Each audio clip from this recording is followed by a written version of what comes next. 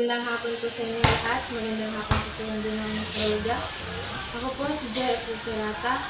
Ako po ngayon ay magkikipanayam sa isang guro na si Ginoong Sahol. Narito po ang ating tutulisan. Paano mo hihikayatin ang iyong sarili na magpatuloy sa pag-unlad ng iyong larangan? Para mapaunlad ang ating larangan bilang isang guro. So, kailangan kong maging matatag at manatiling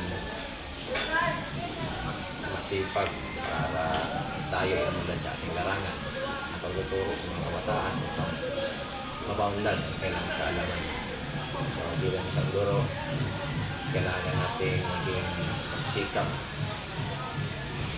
at mag-attend ng mga seminar para sa ikaunlad ng ating misyon. At yan lang po. Salamat. Narito po ang pangalawang katanungan. Ano ang iyong mga plano sa pagpapalawak ng iyong kaalaman at kasanayan? So, ang mga plano ko sa pagpapalawak sa kasanayan ay laging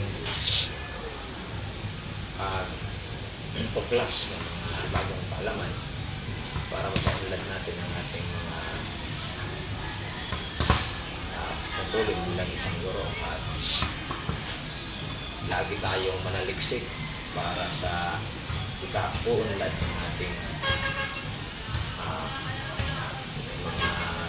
tungkulin sa mga bata at mapaunlad pa ang ating edukasyon sa bansa. Yan lang po. Salamat. At yun lamang po ang lahat ng ating katanungan. Maraming salamat po, Ginoong Sahol, sa inyong pakikinayang sa ating